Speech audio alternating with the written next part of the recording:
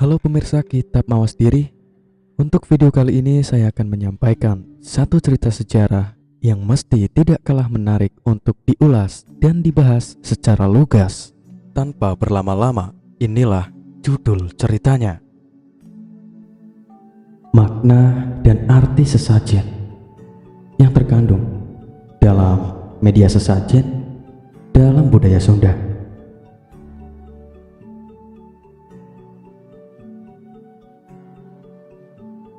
Sesajen dapat dimanifestasikan sebagai kesadaran kosmos. Korelasi ini biasanya dilakukan secara ritual oleh masyarakat adat. Contohnya, orang yang mau menghuni rumah baru, ada ritualnya. Di upacara pernikahan seseorang yang hamil 7 bulan juga ada ritualnya. Di acara-acara budaya dan lain-lain, ritual yang umumnya dilakukan bersama-sama oleh masyarakat setempat. Saat ini, tidak sedikit orang beranggapan bahwa menyajikan sesajen adalah suatu kemusyrikan. Tapi sebenarnya, ada suatu simbol atau siloka di dalam sesajen yang harus kita pelajari. Siloka adalah penyampaian dalam bentuk pengandaian atau gambaran yang berbeda. Kearifan lokal yang disimbolkan dalam sesajen perlu dipelajari, bukan disalahkan, karena itu adalah kearifan budaya lokal yang diturunkan oleh leluhur. Dan kita sebagai generasi penerus berkewajiban memahami dan melestarikannya. Arti dan makna sesajen menurut budaya Sunda. Sajen asal kata dari sesaji yang mengandung makna seajian atau kalimah yang disimbolkan dengan bahasa rupa, bukan bahasa sastra, di mana di dalamnya mengandung mantra atau kekuatan metafisik atau supranatural.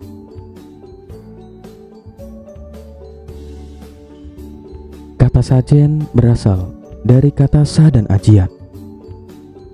Sa bermakna tunggal, aji bermakna ajaran, sa bermakna senu, bara atau api, atau pula aura energi.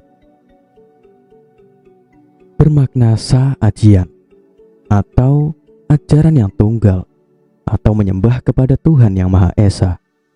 Sesajen mengisyaratkan bahwa keganasan atau kedinamisan alam dapat diatasi atau ditangani dengan upaya menyatukan diri dengan alam atau beserta alam, bukan dengan cara merusak atau menguasai alam.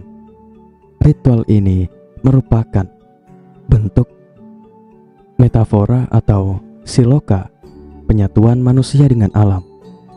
Kata sajian secara keseluruhan bermakna menyatukan keinginan dengan keinginan alam atau beserta alam, menyatu dengan alam. Secara keseluruhan, kata sajen mempunyai makna energi ajaran Hyang Maha Tunggal. Astra Cendra adalah sastra, ilmu yang bersifat rahasia atau gaib. Rahasia karena pada mulanya amung diwedarkan kepada orang-orang yang terpilih dan kalangan terbatas di kalangan bangsawan yang diberikan secara lisan, sekarang dapat dipelajari secara umum. Gaib karena ilmu ini diajarkan oleh guru sejati melalui rasa sejati atau tasawuf Hayuningrat. Yuningrat berasal dari kata hayu atau rahayu, selamat, dan ingrat yang berarti di dunia. Pangruating diu artinya meruat, meluluhkan, merubah, memperbaiki sifat-sifat diu raksasa, angkara, durjana.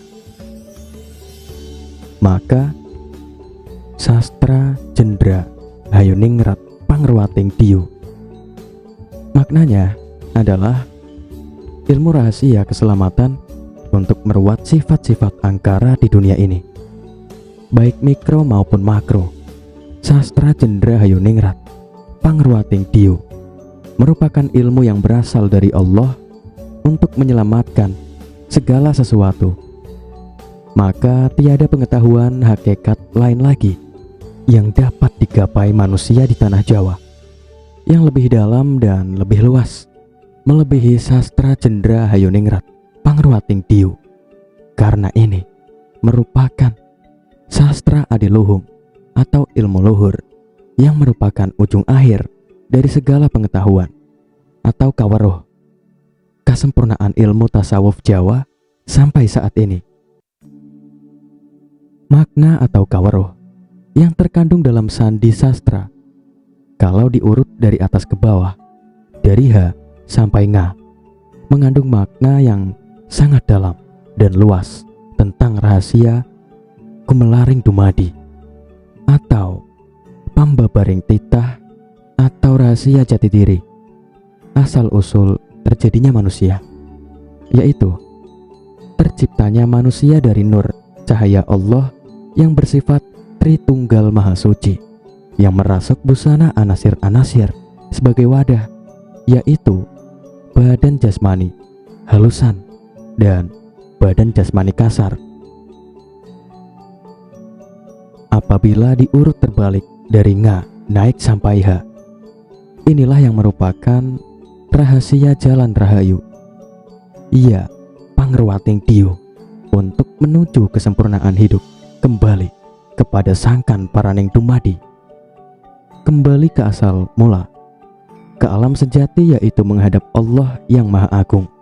Jadi dari Nga sampai H juga merupakan urutan-urutan panembah, dimulai dari badan jasmani kasar, di mana titik berat kesadaran kemudian harus dialihkan satu tahap demi tahap ke arah asal mula, ke alam sejati.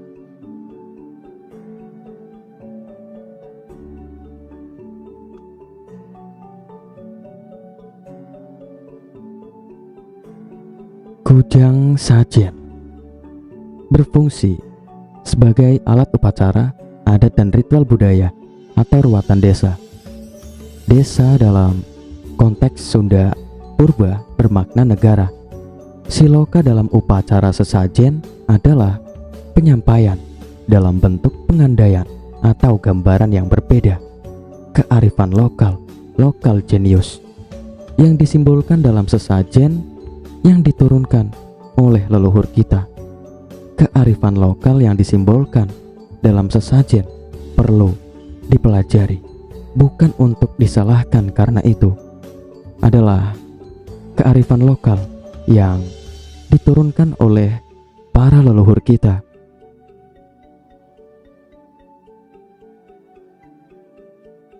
Makna dan arti yang terkandung dalam media sesajen menurut ajaran Sunda. Yang pertama, parupuyan dan menyan. Parukuyan adalah tempat arang atau bara api yang terbuat dari tanah. Tempat saripati atau badan sekujur. Merah melambangkan api, kuning melambangkan angin, putih melambangkan air, dan hitam melambangkan tanah. Bermakna bahwa saripati dari air, angin, air, dan tanah adalah asal badan sekujur atau penopang hidup. Membakar kemenyan atau ngukus bermakna ngudak, kusumaning hyang jati bermakna mengkaji dan menghayati serta menelusuri hakikat dan nilai-nilai ketuhanan. Menyan bermakna sebenar-benarnya. Sejarah keseluruhan bermakna dalam mendalami, mengkaji dan menghayati harus sungguh-sungguh dan sebenar-benarnya. Wangi kemenyan bermakna silih wawangian atau berbuat kebajikan. Kini dalam tradisi Sunda ada juga mengganti dengan hiu atau dupa karena lebih simpel. Yang kedua, amparan atau samak. bermakna kudu saamparan, semaksud setujuan. Sekabeh tujuan jeung maksud diamparan, ketuhanan, kemanusiaan, kebangsaan, kerahayatan, keadilan, atau sesungguhnya kita harus tahu maksud satu tujuan yang semuanya itu harus didasari oleh nilai-nilai ketuhanan, kemanusiaan, kebangsaan, kerakyatan, dan keadilan. Yang ketiga, alas lawan bodas. Bisa diartikan kain putih sebagai alas, bermakna hendaknya dalam tindakan dan ucapan harus dilandasi oleh keberhasilan hati, pikiran, atau kebersihan lahir dan batin.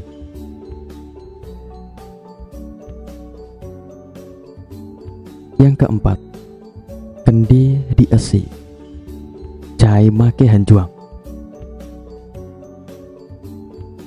Bisa diartikan kendi diisi air, diberi daun hanjuang.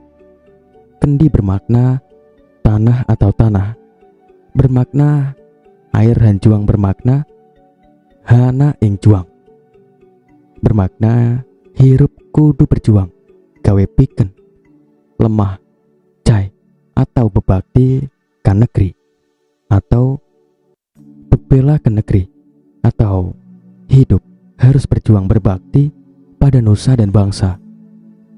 Yang kelima, sangsaka dwi warna, atau bisa juga disebut sesaka pusaka buhun Jawa Dwipa, bermakna dwi warna atau dua warna, yaitu